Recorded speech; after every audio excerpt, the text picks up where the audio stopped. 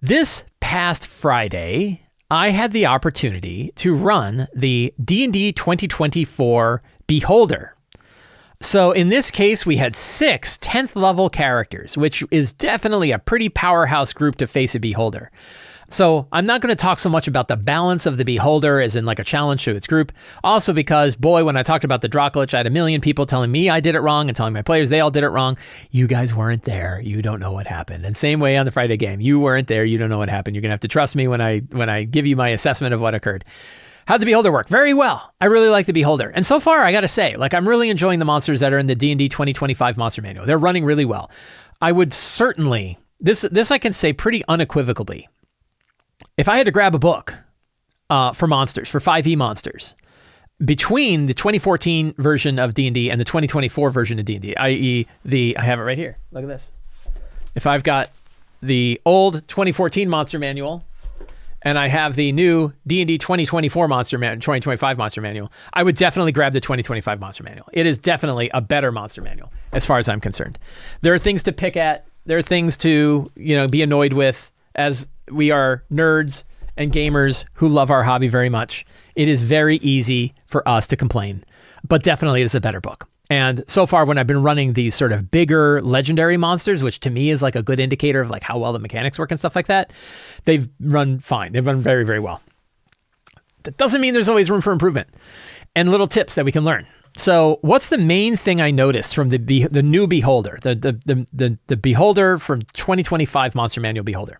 Number one is how its Antimagic cone works. The old Antimagic cone from the 2014 Beholder, which we can also take a look at in D&D Beyond, for now, till they take it away, you don't need the old Beholder. You don't want that. I don't know if they'll ever. I don't know. I don't know that they'll ever take it away. I don't know why they would. I joke, but I don't think they take it away. But it doesn't mean that if they change the site, it won't go down. Wizards kills digital stuff. I've seen them do it. They've done it before. No reason they wouldn't, but I don't think they'll, I don't know why they would take it out of the compendium. Anyway, here is the old one, and the Antimagic cone is the big one. The Beholder's central eye creates an area of Antimagic as the Antimagic field spell in a 150-foot cone. At the start of each of its turn, the Beholder decides which way the cone faces and whether the cone is active. The area works against the Beholder's own eye rays. So this was a pain in the ass, because this basically meant that at the beginning of your turn, you had to decide where you're going to put the beam before you fired off any rays, which means you would move your Antimagic cone to whoever you want to move the Antimagic cone to, and then you'd blast other people with rays. That was a pain. I didn't really like that. The new Beholder changes this in a really good way. It's now a bonus action. Antimagic cone. The Beholder's central eye emits an Antimagic wave in a 150-foot cone. Until the start of the Beholder's next turn, that area acts as an Antimagic field spell, and that area works against the Beholder's own eye rays. Seems almost the same. The main difference is at the beginning of its turn, it goes poof, and it goes off. And then you blast people with a bunch of eye rays.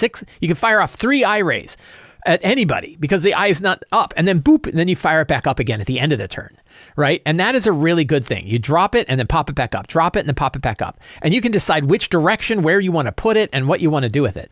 So that made the Beholder a far more runnable monster in the game that I ran. When I ran it in Theater of the Mind. They were in kind of a large hallway, and the hall had ways that they could kind of go past the Beholder. So they could kind of switch sides around the Beholder. And then I would basically say the eye is, I just had 2 zones, front and back. You were either, in the front or the back, and then it would decide which way it's doing the eye. So I was basically like half the field was always under an eye ray, which I think was pretty fair. And then the characters would be like, I'm running to the front. And then I had other tricks for it. So that was the main thing that worked. It felt like its hit points were a little low. 190 hit points was a little low. I think that's about, 190 divided by 13. So it's about 15 hit points per challenge rating. Which is on the low, that's right. It's not low, but it's on the lower end of my thing.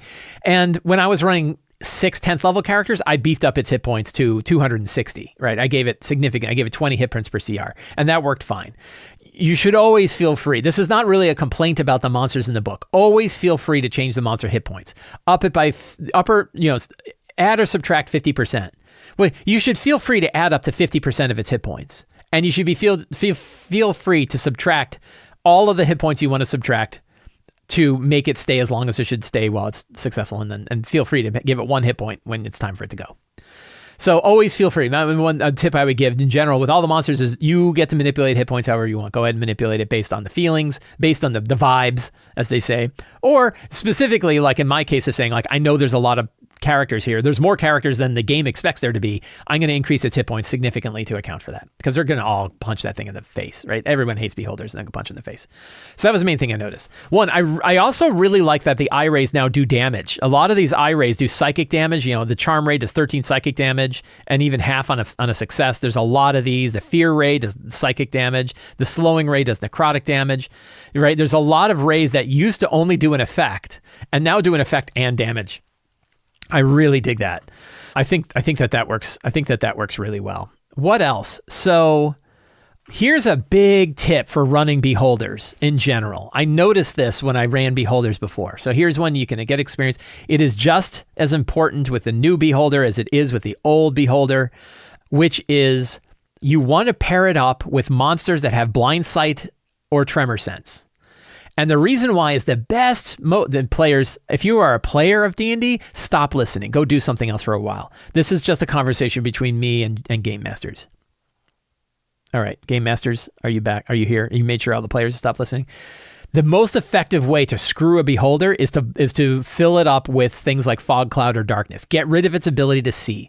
People talk about how fog cloud is a useless spell. It destroys beholders. It makes a beholder basically useless because every one of its abilities requires that it sees its target, right? Every one of them, is three rise at random, choosing one of three targets. It can see all of its eye rolls. It must be able to see them, right?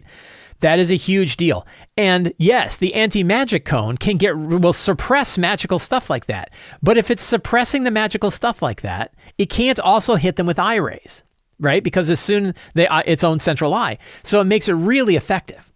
So the way to counteract that effect, in my opinion, overly effective. That makes the beholder far too easy to deal with if you throw up a fog cloud.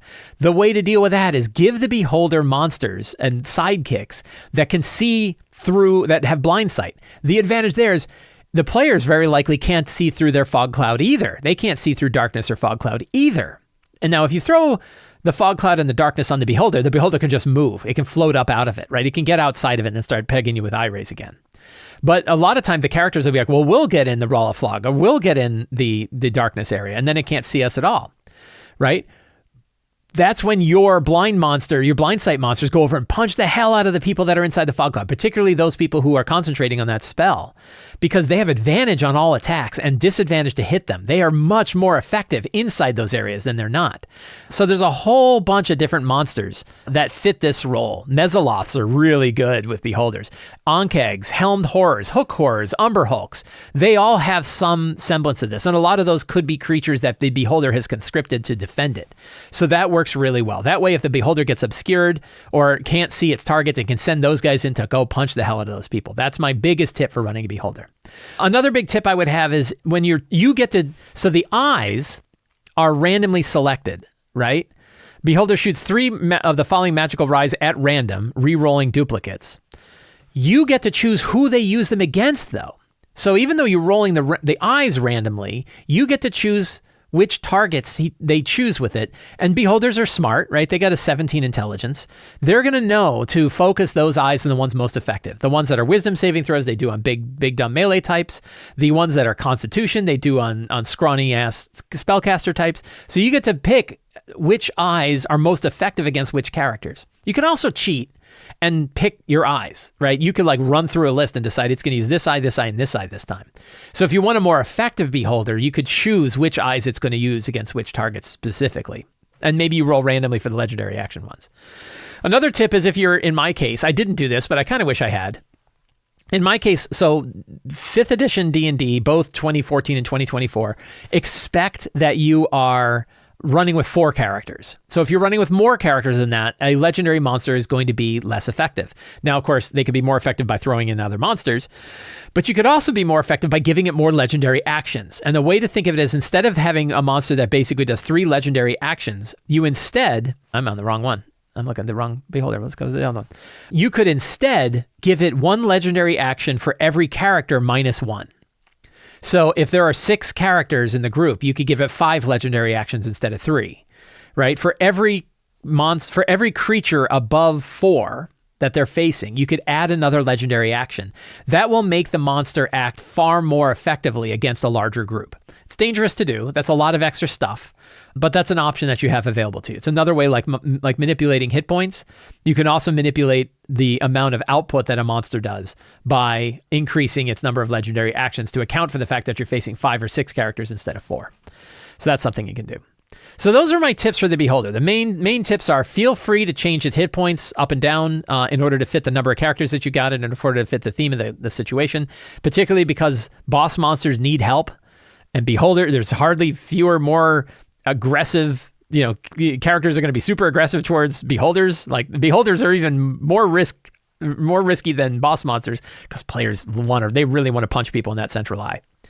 So feel free to increase its hit points, double them if you want, right? You can do whatever you want with them. 2 is make sure that you have blind sight or tremor sense monsters that are guarding them to account for characters that throw up, or ways to blind the Beholder or stop the Beholder from using its eye rays. And then 3 is feel free to add additional eye rays for one additional eye ray for every character above 4. And that way it will be constantly pinging out eye rays.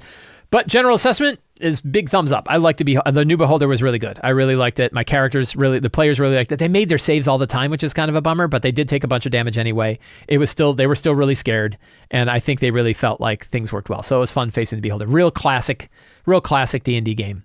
So those are my thoughts on the Beholder.